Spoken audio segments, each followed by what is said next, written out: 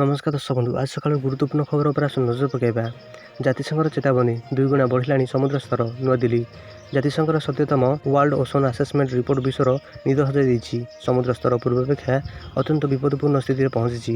गत 10 वर्ष में समुद्र स्तर वृद्धि बेग 2 गुण होइछि। मनुष्यर भूल समुद्र को नष्ट कर देउछि। प्रदूषण और व्यापक स्तर में होउथिबा औद्योगिक माछ धरा यार मुख्य कारण। रिपोर्ट अनुसार समुद्र परिसंस्था अत्यंत चापर सम्मुखीन होउछि। जैव विविधता निरंतर नष्ट होउछि। 180 देशर 600 रु अधिक वैज्ञानिक यह रिपोर्ट प्रस्तुत करछन्ति। एथिरे 2021 रु 2025 जाए समुद्र उपर अध्ययन करा जायछि।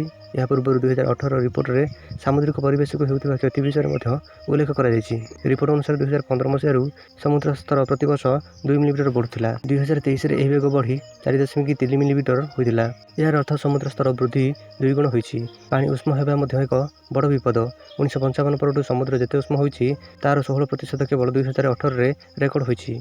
आंटार्कटिक महासागर समेत भारत महासागर और प्रशांत महासागर दक्षिण भाग सर्वाधिक उत्तप्त रही। वैज्ञानिकों अनुसार आम समुद्र विषय में खूब कम जानू। 2025 सुधा समुद्र केवल 37% अंश मैप हो पारि।